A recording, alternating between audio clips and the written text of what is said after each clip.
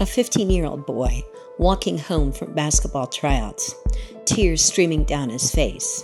Michael Jordan was just cut from his high school varsity team. Too short, they said.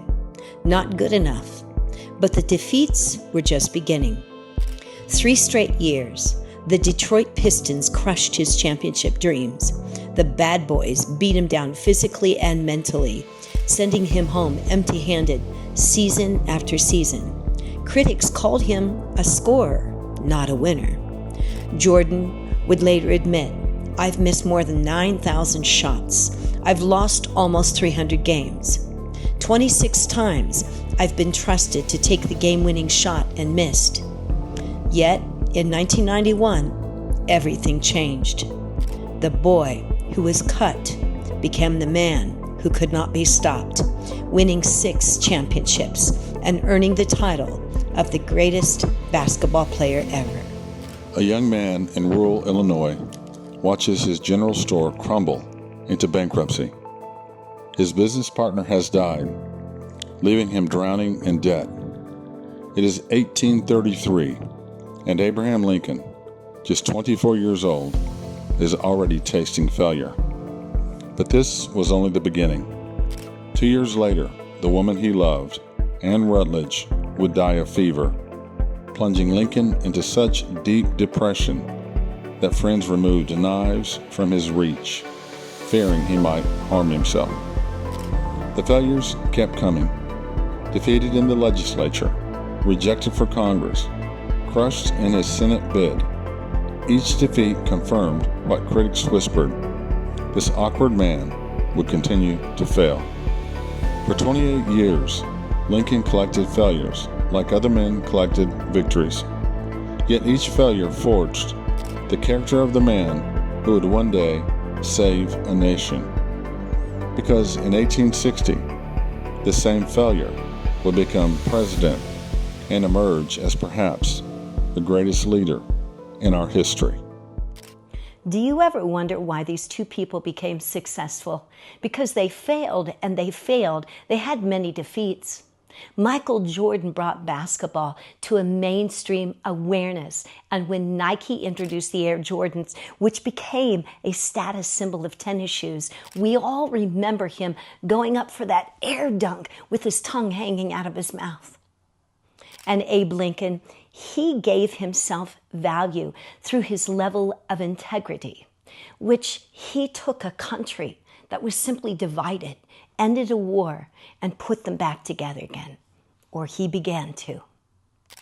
What do these two have in common? The one thing that we all strive to find when it comes to goals and visions and dreams. That's consistency. Consistency makes failure serve the dream or the goal, while inconsistency makes the dream serve the failure. If it's statistically true that 92% of people do not reach their goals, that would show inconsistency in the goal or the vision and their dream. Whereas 8% that do reach their goals would obviously show consistency in achieving their goal and the dream. What are the 92% doing on a regular basis, on a daily basis, that brings that inconsistency that doesn't realize the goal? But what are the 8% doing on a consistent basis every single day that helps them to reach the goal that they've set? Inconsistent people are often controlled by their emotions, and they let failure defeat them. And they're often victims of the world's circumstances. They struggle to break bad habits, and they waste weeks and months and even years dwelling on their failures. Do you ever really wonder what makes an inconsistent person inconsistent? Because the world constantly throws us distractions and obstacles and criticisms. It's kind of like an unending source of distraction. The biggest distraction in the world today is technology and social media reels. And I know because at one time when reels came out, I had to discover that reels are not reels. In other words, I had a problem.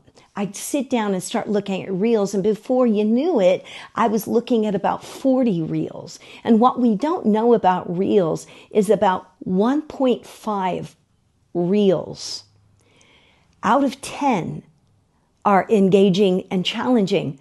And that's what our brain needs to grow.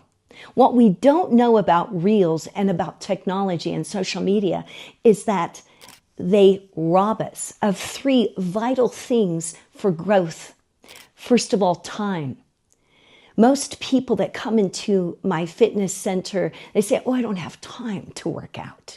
But then we look at their iPhone, we look at their Facebook or Instagram, and they discover, oh, they're spending 6.5, 7 hours on that social media, but they can't give their body 30 minutes a day.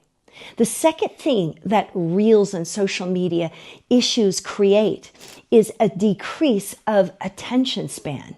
And you wouldn't think it does, because most people look at reels for pleasure and for entertainment. But what it does, it just creates this evolving, revolving door, in other words. It decreases your cognitive ability, it decreases your focus, it decreases your productivity and your decision making. And the worst part is, if we do not exercise our brain correctly, it often results into higher levels of stress and anxiety and depression, which leads to mental health issues.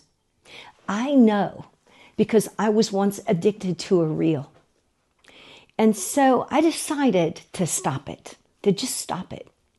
So I made a deal with myself, and I said, you know, Sharon, the only time you can look at a reel is when you go to the bathroom. So I take my little iPhone into the bathroom. But what I soon discovered is I started drinking more water and eating more fiber in order to go to the bathroom more. I was trading one addiction for actually a healthy thing, but I had to realize, and I had to understand that I had to make that awareness point in my brain that reels were not good for me. And until I came to that awareness, I don't let reels and technology own my brain, my soul. So inconsistent people can change. I know, I did.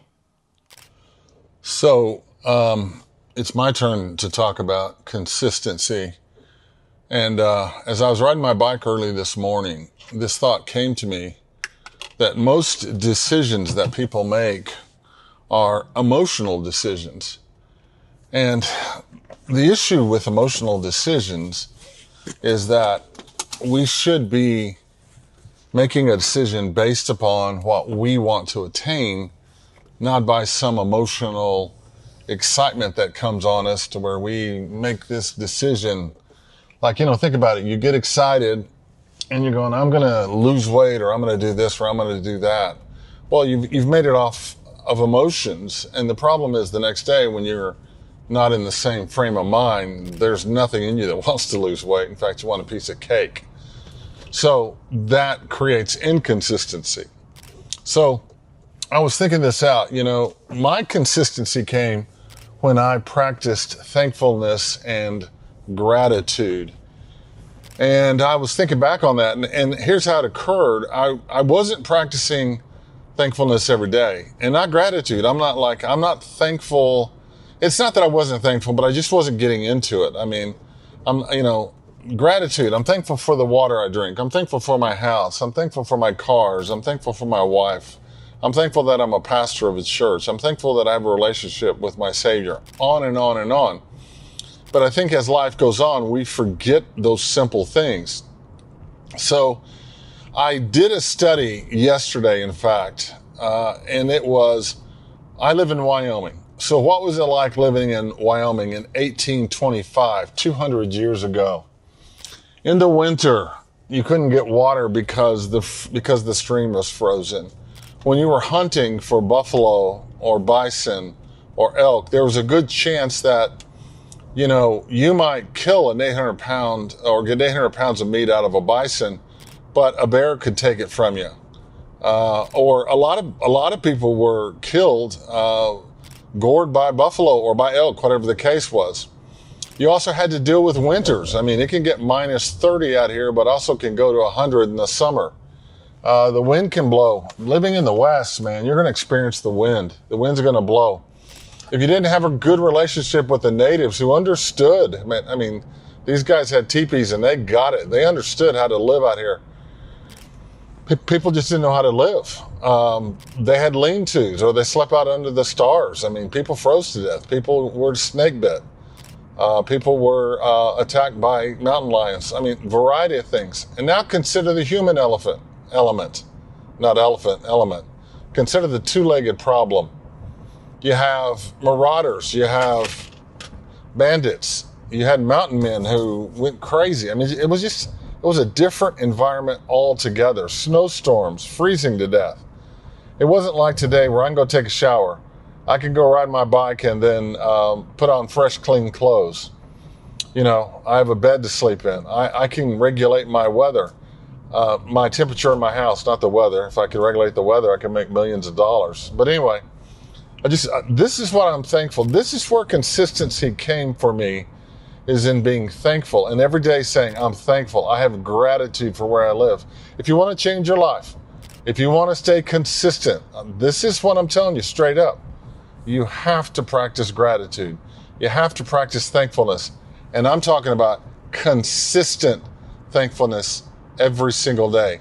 Not just when you get a wild hair and you decide to be thankful, but I'm talking about thankfulness and every single day, staying consistent, not being inconsistent like most people who are ruled by emotions, but you deciding, hey, I have control of my emotions. I'm not moved by external circumstances.